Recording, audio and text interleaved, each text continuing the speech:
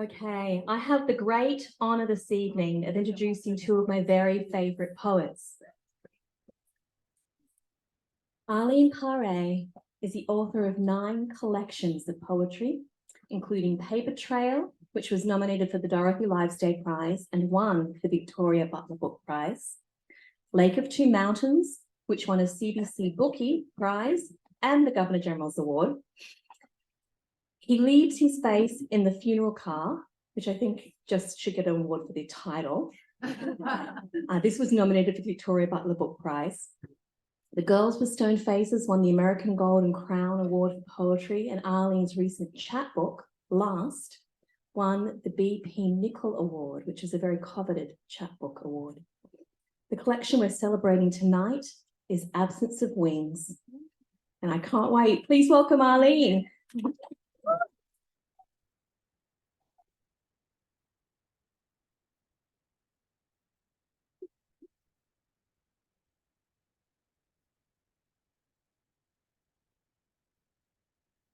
Can everybody hear me? No, louder. Can everybody hear me? Yeah. Great. Thank you very much, Kieran, for that lovely introduction, and thank you to everybody who's come here tonight, despite the impossible parking. Thank you very much for arriving at all. I'm going to be reading. I'm so pleased tonight to be reading with Lorna. Yeah, one of my faves. Big time teacher for me too, so I hope I do okay.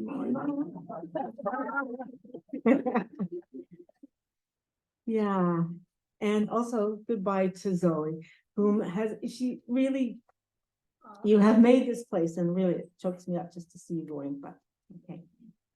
So this book is Absence of Wings, and also my editor is here, Susan Olding, wherever you find us. Susan over here, there she is.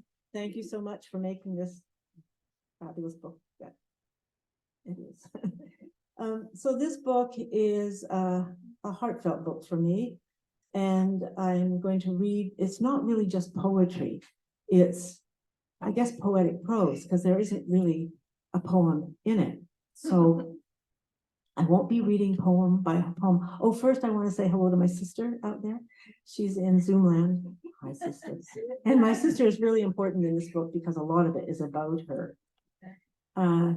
So yeah, I'll be reading excerpts from this book, and I will read first a long excerpt from the beginning of the book. I'll move then immediately into the middle and then to the end, so I won't be stopping through the book. I'll read the prologue first, so you have an idea of what this book is about. In 1985, my sister adopted an 8-year-old child from Brazil, her new daughter. I became her new daughter's aunt, her only aunt, and I became her mother's main, maybe her only confidant. Absence of Wings bears witness to A's story, partial and partially fictionalized, and to the profound effect her life had on the small family around her. She was one child in a world of so many. The time we had with her opened the world to us. And at this point, before I carry on, I have to acknowledge my sister, who was not only generously supportive, wholeheartedly supportive of me writing this book, but who actually provided so much of the information, the documents, the records, the pictures. So she's in this book too. She's also written her own memoir about this piece of her life with A. So her book is called Falling Together, and it is a beautiful memoir, and I heartily recommend reading it. So I'll begin. The scent of snow this day is laced with lemon, with leaving, layered somewhere between lonely and love, in the breathtaking air between airport and car, her spiraled arrival. And for A, who has never known the cold, snow smells like confusion, like nothing at all, hollow, a billow at the back of the throat. April is the month, the 13th, and yet snow still falls, loosely, falling apart. An undersong, The last notes of winter folding into the first notes of spring. She arrives wearing a wide purple coat, felted wool with a belt, and a tricolored toque, mauve, magenta, maroon. In the car, the hat stays on her head. Plus, there is this dog, small enough but still a dog, on the back seat where A and the dog must ride side by side, fur feathered gold, but under its lips, teeth. She knows about teeth. In Brazil, there are dogs that will kill you. Ask anyone. In Sao Paulo, those dogs will eat you. They will tear you apart. So A sits tight against the car door, eyes angled right, watching out the window into the white, avoiding the sight of the furred lump with two ears that could bite her, kill her, though its head now lies on its paws. I could call this mythology, authentic in part, as mythology sometimes begins in partial truth, wherein an original small human being grows through tribulation into a god, a goddess. The god of endurance, let's say, or the god of a very big smile. I am only her aunt, her new mother's sister. My sister and I talk all the time on the phone, which makes me the long-distant, long-time confidant, emotional witness. And this is simply a story of fortitude, partially, very partially true, mythopoeic wherever needed, places I couldn't, places I could only imagine. I know so much. I know so little. I became A's new aunt when I saw the small headshot the orphanage sent to my sister. It began then. Or maybe I didn't see the photo at all. Maybe my sister simply described A's 8-year-old face to me over the phone as she read me the written description. Hyperactive. Or maybe they said overactive. So much of this story happened over the phone. I said, find out what they mean by overactive. Does she fight? Does she bite? I worked in mental health at the time. I knew the codes, what could be buried in a word like overactive. I don't remember what my sister said. She wasn't concerned. And I was wrong. I didn't understand that once A, her picture, once my sister had seen her in the small 3x5, she was smitten. No thought, no wish to turn back. A was smiling and she needed a home. My sister knew she was perfect. And I was only thinking of my sister, younger. Hold her hand, my mother had told me. Keep her safe, bring her home. My sister was thinking only of A.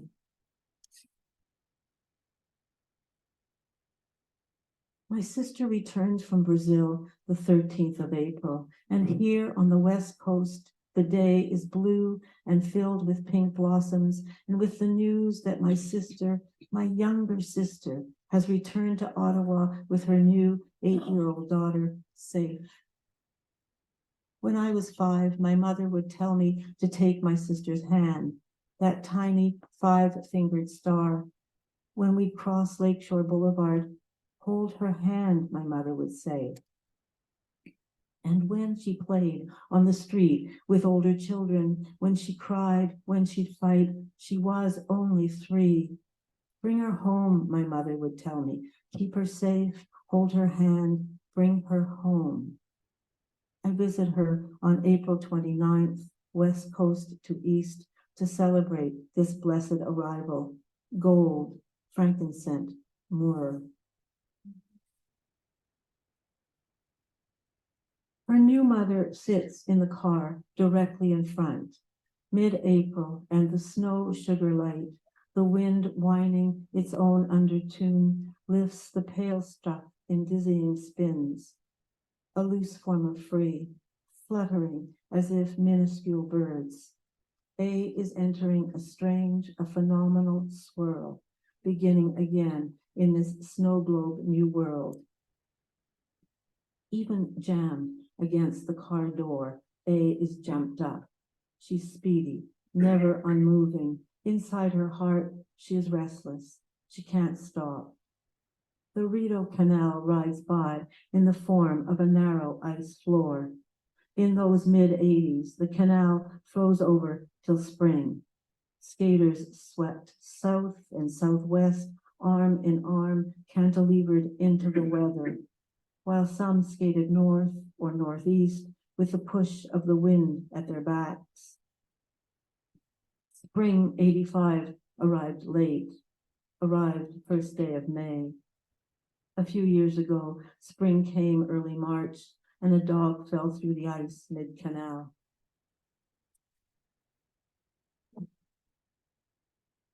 A's new mother is gay. Not that A speaks any English.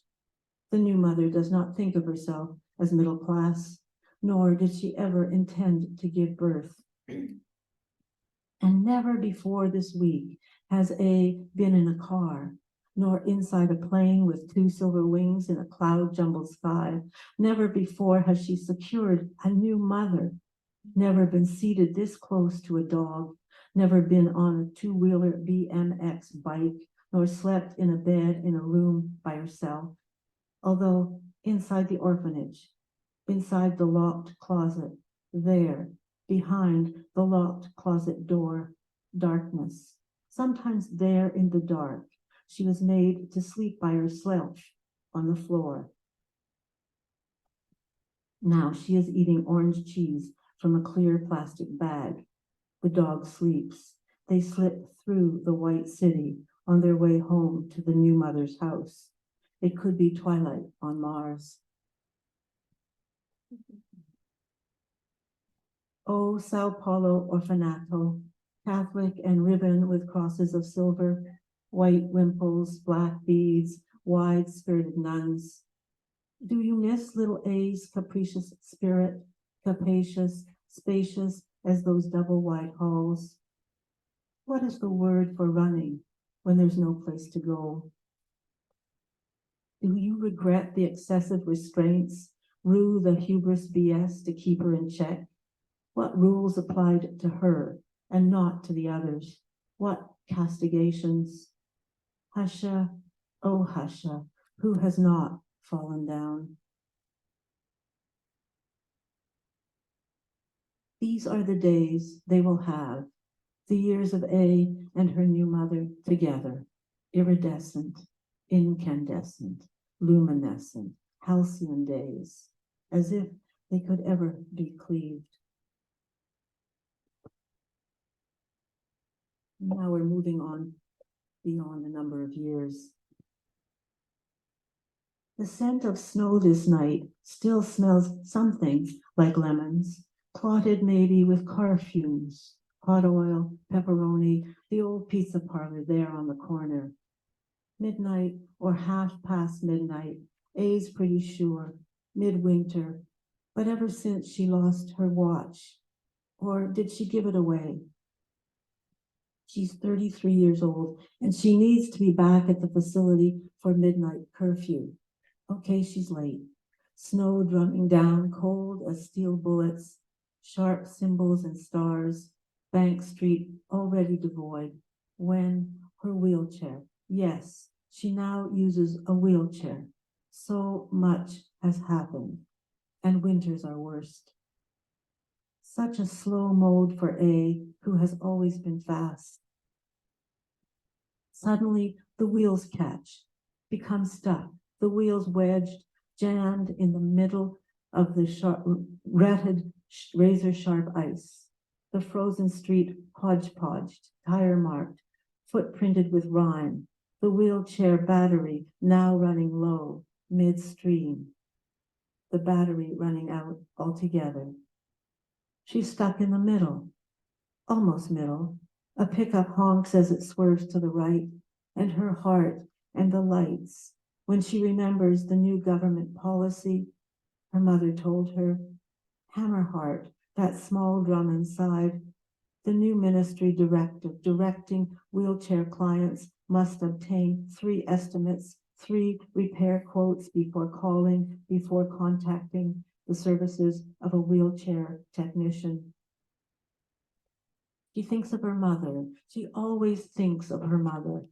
Past midnight, and keeping in mind the award-winning Ottawa cold, the frost freezing her ears, the tips stinging without her new hat.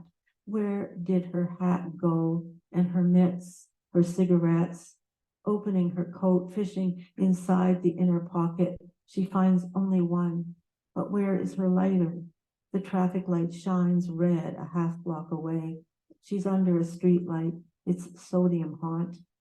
And here come 4 men, past midnight, weaving wild over the road. 4 men who know only how to laugh, how to shove and guffaw. She has given away her mauve-colored mitts.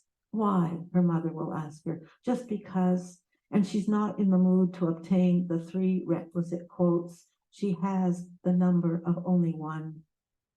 The 4 men have been drinking, laughing now over loud. They almost drown out the sound of her heart. She's stuck in the ruts of the ice, finding her cell. And of course, she calls her mother, her mother will answer the phone. Never mind the rule, only 5 calls a day. At night, her mother always answers the phone. Packed in the middle, almost the middle, immovable in her black, battery-operated, her chair, her life, stuck on the road where the cars might, and her mother. I know, she can hear the downturn of her mother's mouth, the battery, and I don't have a hat. Her mother, too, stuck, taking the call past midnight, the stuck clock of history, how life can grind to a point.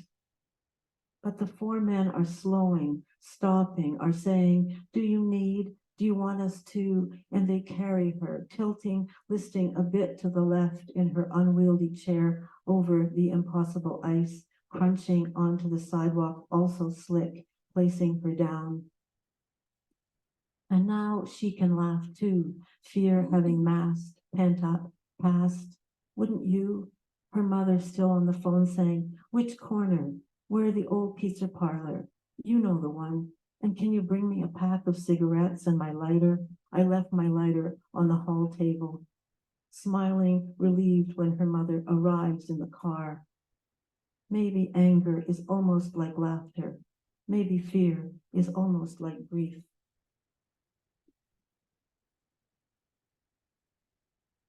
The second time she jumped was February.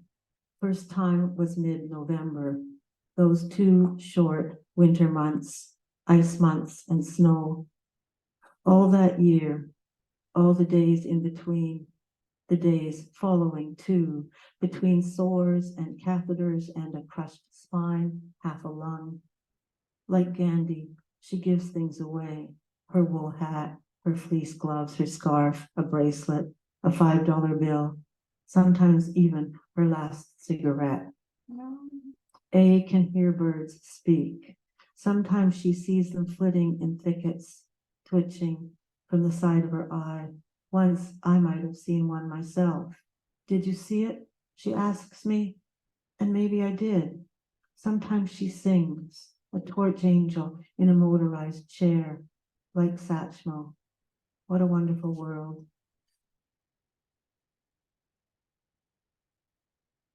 And then it happens this fast.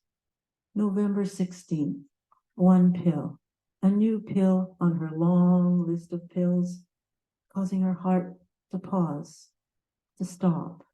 Her heart, her big, risk-taking, raucous, warm, ardent, sing-songing, ecstatic, loud heart, her generous heart to stop. And the nurses on their night rounds, 2:30 a.m., the phone call, my sister, the no longer new mother. When she arrives, she walks 320 half-lit hospital halls, enters the room, the bright lights there, and A, flat on the bed, crisscrossed with tubing and wires, is already gone. In the framed photograph on the mantle, which stays for all time on that north-facing shelf, the birds there never leave A's two open hands, her two arms sparrowed and juncoed, one robin, its wingspan, having just landed, feathers fanned, a small finch, a chickadee black-capped. They do not leave, they do not disappear. In the picture, she has allowed 4 or 5 songbirds. Mercy, they alight. They never leave her two arms, her two hands, everything still and watching, her eyes on the robin. This story has no way of stopping, even after the end. The ashes are still on the mantle. She is not the only one. Not the story, not the hum of the story, not the hum, but the electrical charge. Those songbirds with their fine fanning wings, a silent ovation. She is being transfigured. She is a tree with branches and leaves. Those birds, they will not fly away. They never leave her two shining arms. Thank you.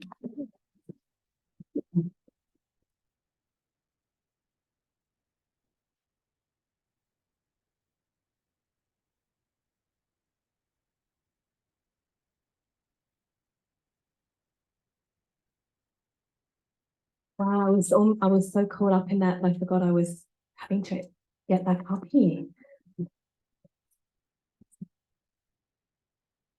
Okay. Lorna Crozier is one of Canada's most cherished poets. She's written over 25 books, but her teaching and mentorship has sent many hundreds more into the world. She's been named an Officer of the Order of Canada and received 5 honorary doctorates for her contributions to Canadian literature. Her books have been lauded with most of the awards available to poets in Canada, including the Governor General's, the Pat Lothar twice, the Dorothy Livesay, the Raymond Suster, many Lifetime Achievement Awards, and even international awards. A compendium of everyday things was named Globe and Mail's Top 100. Her memoir, Smile Beneath the Sky, was one of Amazon's books you must read in this lifetime. Stephen Price called Through the Garden a love story with cats, one of the great love stories of our time. A beloved Professor Emerita at the University of Victoria, Lorna has mentored and taught some of the most outstanding poets in Canada today, including Arleen Paré. The collection we're celebrating tonight is After That. Please welcome Lorna Crozier.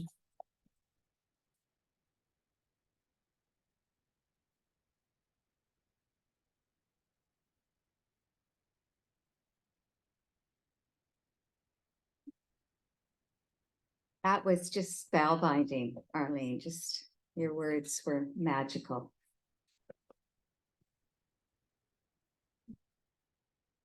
I'm going to start with a new poem and then get into the book that we're looking at tonight. And Zoe, we're going to miss you so much. You brought such warmth and delight and enthusiasm to this task. Book. Some books you can read only in the dark, as if darkness were a magic water you dab on the page and the words that were hidden, invisible, rise to the surface and take their place. They are everything that wasn't said before. The paper still carries the smell of trees. Each sentence in such a book has its own vibration. You touch them one by one, the way you lay your finger on the outside of a foxglove blossom, a bee tremoring inside. The right word may not be read, but this is a book you read to the dead. When you fall asleep, it slumps from your hands and lands on the floor, not with a thud that wakes you, but with the stealth of a soft peach dropping to the ground. Morning arrives from far off, from another book and weather. Milk from the time when the bottles were left on the front step, blue, white, and radiant inside the glass, like the marrow of a living soul.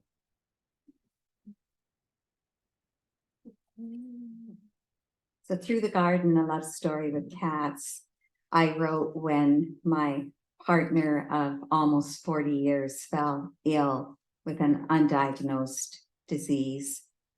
And it was about my worries of how I was going to carry on if indeed he did not get better. And he didn't get better. He was sick for approximately 3 years and died in 2019. And after Through the Garden came out, I started writing grief poems after he had left the world. Again, because it's the only way how I know how to navigate things that are going on in my life, is to try to find a way to express what these things mean in a smaller and larger context, but certainly what they mean to me. I can only figure it out when I search for the words. Check the time here. After. In some countries, the young men shave their heads. The women cut their hair so it doesn't fall below the chin. In some countries, mirrors are draped with black cloth stored in a trunk for this purpose alone. In some, if death comes in winter, all the bereaved can use as fuel are the shadows of birches. The oldest in the family gathers from the snow and breaks into kindling for a fire as cold, as blue as after. Patience. The heron at the edge of the pond at dawn. You have to remind yourself he isn't bamboo sticks and glued on feathers, but the real thing. More patient than a monk, which he resembles, with his scoliotic shoulder shrug, his smooth gray head, legs skinny and naked, jutting from a robe the wind just lifted. You are learning his ways, not moving until he moves, emptying yourself of everything but the mind's reflection, a thoughtless thinking, a blue on blue, the koi slip through. Let there be angels. William Blake heard angels singing. I wonder what you heard at the end. The trauma doctor said, talk to him if you want, he can hear you. This was before he turned off the machine. I talked to you between kisses. I kissed your mouth, your eyes, lowered the sheet and kissed your chest and belly. I took your long feet in my hands and kissed your toes, and the pale soles mapped with where you'd walked for almost 80 years.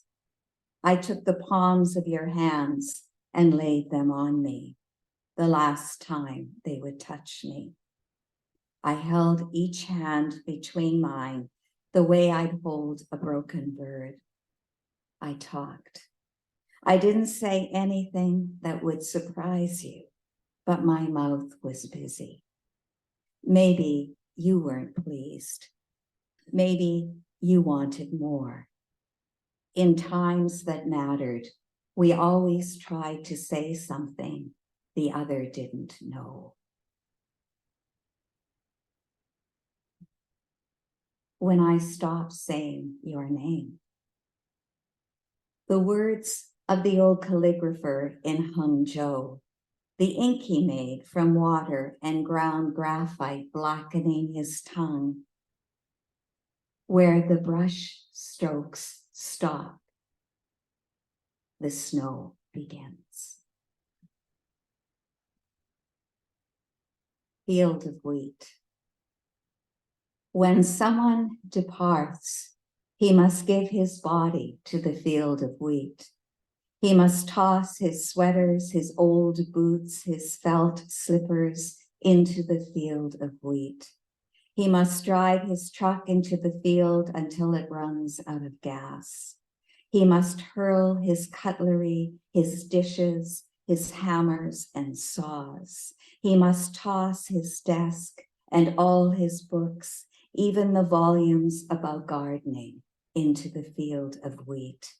He must bury his watch between the stately rows, his wedding ring, his regrets, his promise to outlast. He must blow the minutes he has left into the beards of wheat, turn his other half, his shadow, into chaff.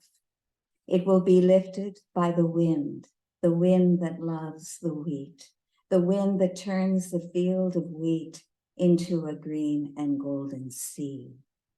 Then, and only then, will the woman let him go. Will she walk the rows and rows and count the seeds of ripening wheat until she reaches, if she can, the number of her tears? Parcel. In the bag I carry from the crematorium, you weigh more than the heart of a horse. How do I know how much that is? I don't, but I say to myself, you weigh more than the heart of a horse. Almost a children's story. One day, you met a fox by the railroad tracks. Both of you stopped in the tall grass and looked at one another. Don't make a big deal out of this, said the fox. I'm just a fox. One day you met a magpie high in the spruce. Both of you stayed still and looked at one another. Don't make a big deal out of this, said the magpie. I'm just a magpie. But if you want to help, tell the monk to put away his rifle. I won't eat the robin's babies. One day, you met a snake between the raspberry bushes.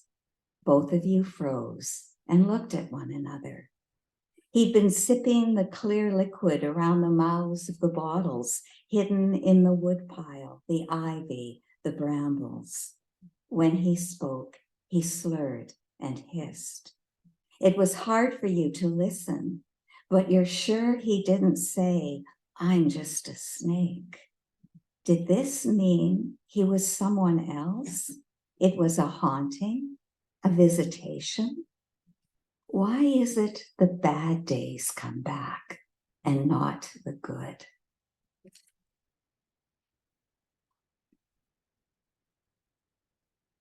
North of winter.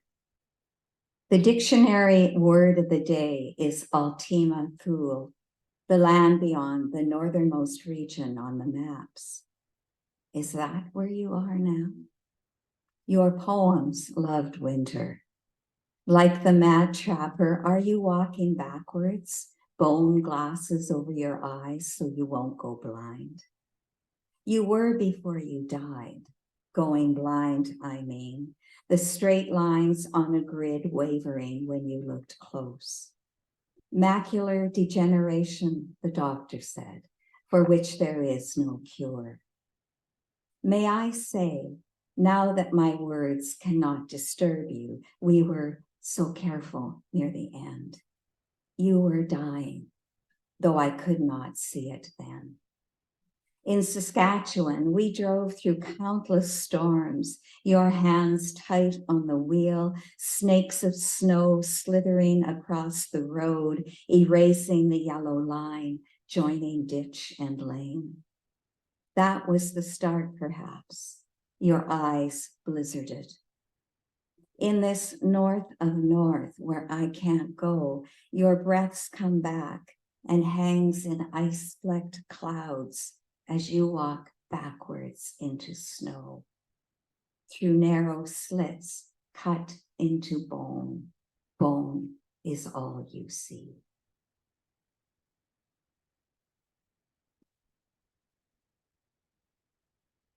Winter's garden. Is there peace in the winter garden? Is there consolation? No weeds to pull, nothing to be harvested, washed, and eaten.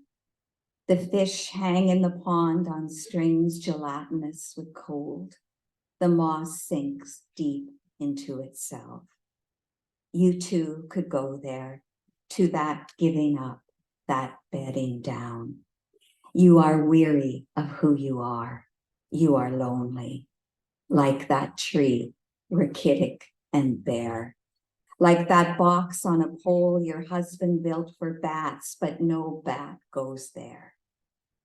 In memory of him, in hope he still knows, a blunt-winged, leathery thing flies from your chest to roost inside it, blood pooling in your head. When night falls, will you blunder from the opening and feed? Will you plush and fatten on winter's poor abstractions, its scant repast?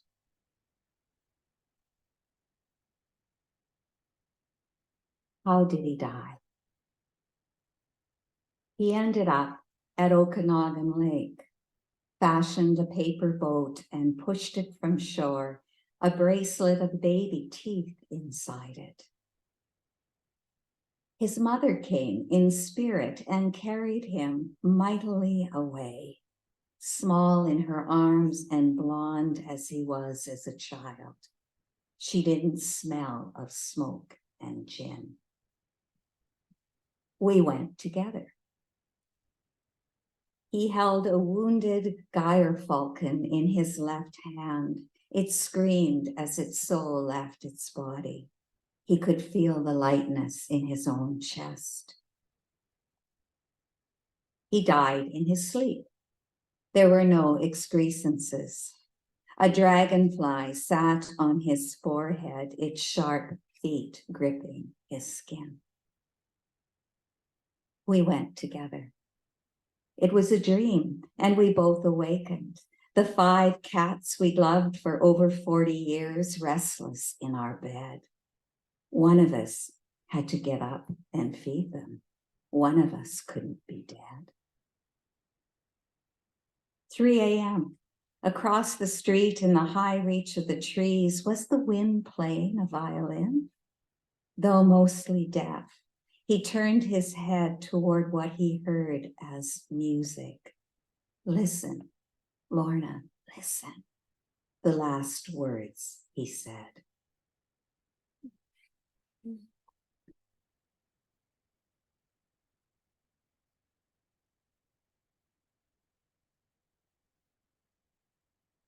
A lot of days I just tried to figure out how to survive without this wonderful man who'd been in my life for so long. So I'll read a few poems about ways to keep on going. 7 ways to keep on going. Take on another language, an alphabet of bone and sinew and grit. Chew the gristle and learn by heart the songbook's oldest songs before you try to speak his name. Draw his feet, long and elegant, the shape of them like slim trout. Take extra time with the toes you took into your mouth. Find the word that means the sky after a swan has flown through. A mute swan with wide white wings. The noun has been lost because too many fluent in this grasslands dialect, when they look up, see only emptiness. Remember everything. No, don't do that. The hawk and owl feathers he found in the fields and kept in a jar on his desk. Glue them to the hollow near your shoulder blades where you once had wings. You can wear his leather jacket then, and it won't look big. Observe the way of insects. An ant uses the body of another ant to build a bridge over the gap between the planks on the deck so he can get to where he needs to go. Sleep on both sides of the bed. Confuse the cat.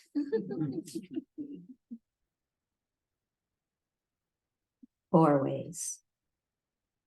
Talk to the turtle who burrows into the mud at the bottom of the pond for 7 months and comes up quiet. Talk to the ants who eat your sugar nightly in the kitchen without making a sound. Talk to the stone that holds its emotions tight to its chest. You'll get used to no one joining in, no one answering. Now talk to the one who is gone. Say, what a chill, what a wind. Prepare a sacrifice, not something with blood in it, but a mango, a plantain, an edible you're not used to, a potato therefore won't do. Maybe a durian. In Malaysia, they say it stinks like hell and tastes like heaven. What could be better, bringing both afterworlds into the ritual? Though you don't like the smell of kerosene, light a kerosene lantern because that's what you used to bring into the room when the power went out. Both of you sitting together, leaning into the amber glow, each with a different book in your hands, shoulders touching. Make a breastplate against death, make a helmet against death, make a pair of steel-toed boots against death, but then you'll never find him. Walk naked and barefoot in the garden after dusk. Let the garter snake slide over your toes. Let the owl swallow you with her eyes. Let the night flowers sprinkle you with their listless pollen until you are invisible too. Recite the saddest poem you know. It has only one word and it rhymes. 2 ways to keep on going. Soon it will be over. Find the herb that grows on stone and brew it for a tea. It will make your heart turn hard. Watch how water falls without breaking. Watch how snow falls without breaking. Watch how your cut hair falls to the floor and you lift your head. Your friends say how young you look. Look how light falls upon you and doesn't break.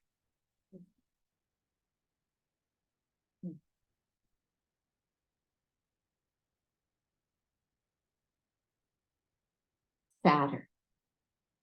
My glasses, my running shoes, 3 oranges in a bag, my watch with the wide red strap, my purse, my phone, messages of love and anger, everything gets lost more often without respite.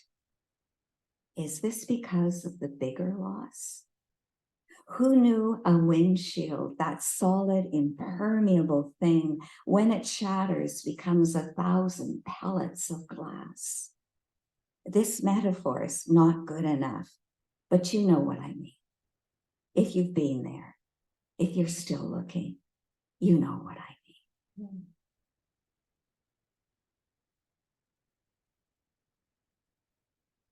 And one more poem from this, and then I'll read another new one. Poem and reflection. The mirror shows time, yet doesn't keep it.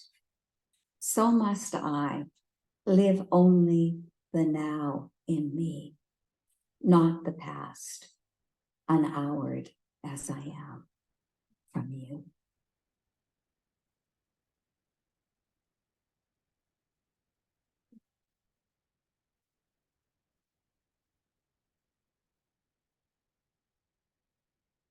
I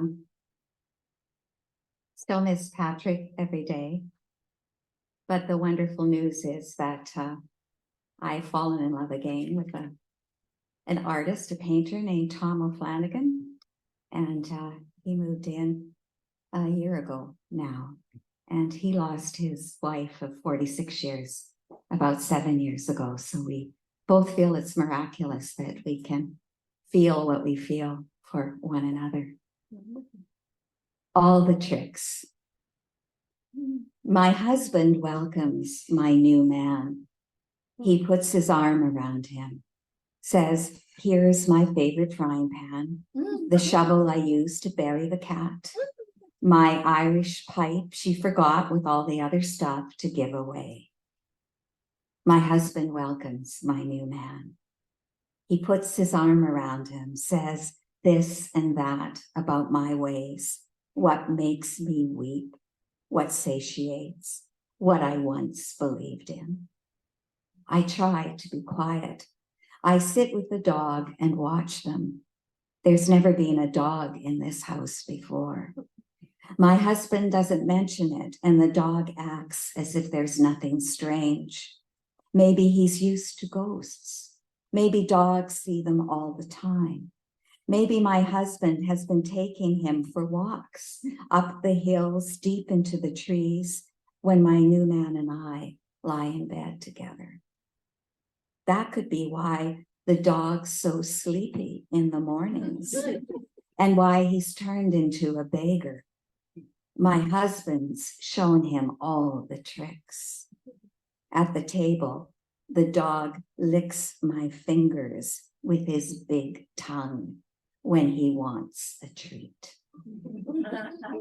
Thank you very much. Thanks.